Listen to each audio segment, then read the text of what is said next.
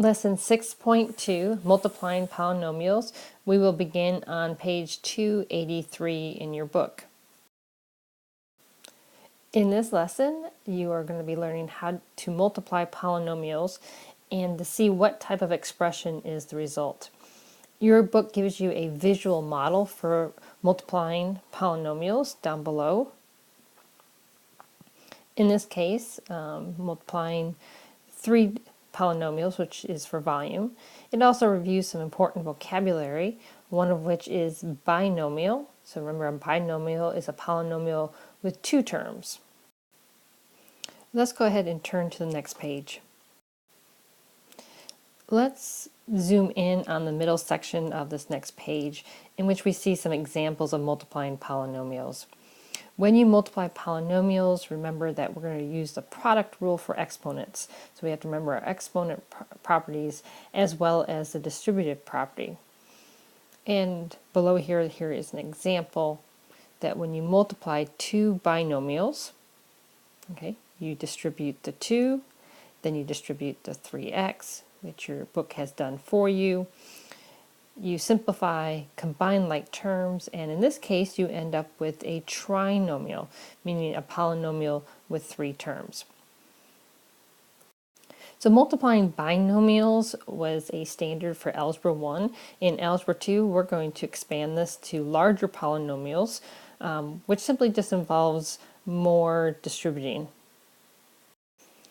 In example 1, your book shows how to multiply a binomial times a trinomial, and simply by distributing first the x term to every term behind, or in the second polynomial, and then distributing the 2.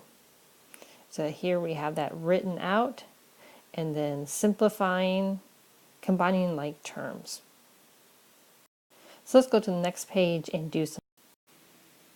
All right, let's try your turn number 3, and we'll see if my stylus will finally start working here. We're going to start by distributing the 3. So 3 times 4 is 12. 3 times negative 7x, so negative 21x. 3 times 5x squared, that will give me a positive 15 x to the second. All right, now I'm going to distribute the 2x. So the 2x times the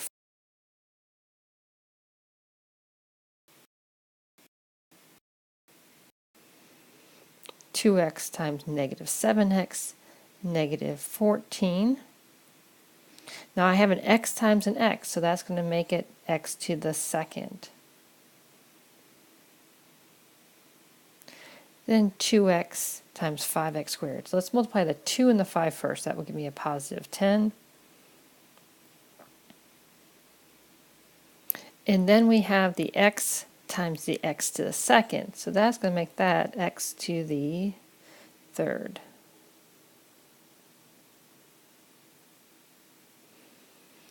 All right, let's see if we can combine any like terms. I'm going to start with the highest exponent. My highest exponent is 10 to the x to the third. I'm going to write that one first to put this in standard form. Then let's see if I have any x to the seconds. I do. I have one right here. I have a positive 15 and a negative 14 x squared. So that will give me a positive 1 x to the second. And now I have a negative 21x and a positive 8x. Add those together and I get negative 13x. Then let's see if I have any constants left. Yep, I've got one constant left, which is this positive 12. All right, so my stylus isn't working real well, but hopefully you can read that on your own. Now there's other ways to do this multiplication, and one of those is using the box method, and I'm going to demonstrate that on the next example. Okay, so the box method is where it just really, you're still multiplying, you're still distributing, but you set it up in a box to stay organized, especially when these polynomials get quite large. Usually if you have a trinomial times a trinomial or anything larger, I would definitely use the box to stay organized. Now the first polynomial, this x minus 6, has two terms. That means I'm going to have two rows in my box. And the second polynomial has three terms, so I'm going to have three columns. So let me go ahead and draw that box.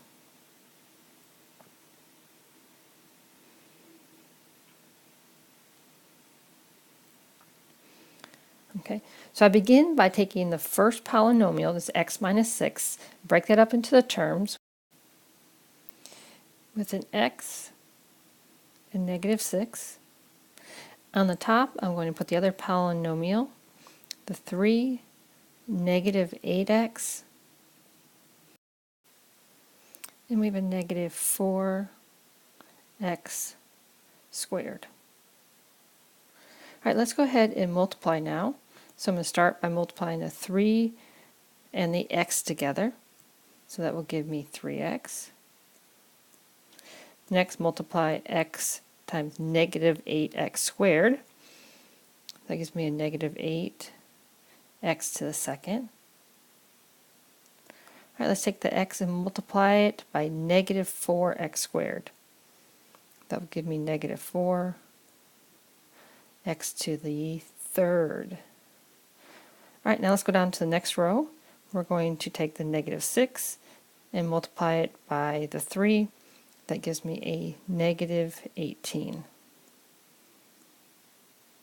Negative 6 times negative 8x gives me a positive 48x. And a negative 6 times a negative 4x squared gives me a positive 24x to the second.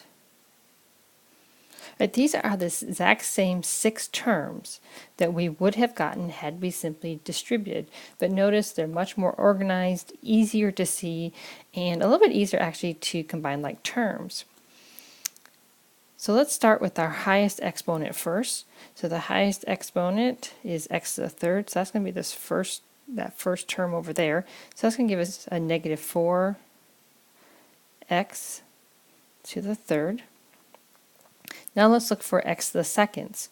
Well, here's an x to the second, and there's another one. Notice how nicely they line up on the diagonal. I simply add those together, because now we're combining like terms, we're not multiplying. That gives me a positive 16x to the second. All right, let's find our linear terms, just the x. There's a 3x and a 48x. That will give me a positive 51x. And then I have a constant at the very end, this negative 18, which I tack on to the end.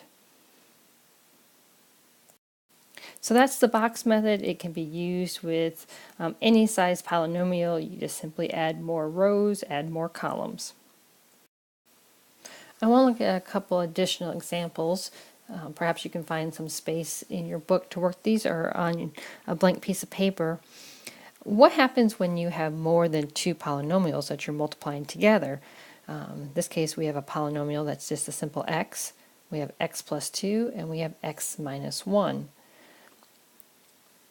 And all of a sudden your mind starts thinking, oh, I have to distribute this x out front. But we've got to be careful with that. And I'm going to simplify the problem so we can discuss it. If we had 2 times 3 times 4, how would you multiply this? Well, most of us would say, okay, well, 2 times 3 is 6. Then I multiply that 6 times the 4, right, to get 24. Now notice, we did not distribute the 2 to the 4, right? We just multiplied 2 times 3 to get 6, then multiplied by 4. So we're not distributing here because this is all multiplication. The reason we distribute is to get rid of parentheses. So let's go back up to our example up here and look at how this would work up here. For this example, we have to multiply 2 of the polynomials together. So for this example at the bottom, we multiply the 2 times the 3. In that case, we would simply multiply the first 2 polynomials. That's going to create a new polynomial. So that's going to create x to the second plus 2x. That's a brand new polynomial that I'm going to need to put in parentheses. That's just like our 6 down below. And I'm going to bring down our other factor here, x minus 1.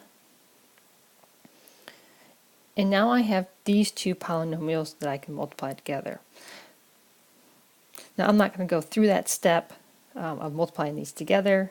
That would just be as simply distributing and then combining like terms. But I want to talk about, well, how do you get started with this? What do you multiply together first? Let's look at another example where I have 4 polynomials multiplied together. Now this is a rather large problem, but let's think about how we can tackle it in maybe the shortest number of steps. I would probably tackle it by starting to multiply the first 2 polynomials together. That's going to give me a new polynomial. And then I would multiply the second 2 polynomials together, which is going to give me a brand new polynomial. And we can actually go ahead and do that. That's going to give me x squared plus 3x plus 2. I did some of that math in my head, combining like terms. Then the second 2 polynomials, I get x squared plus 7x plus 12.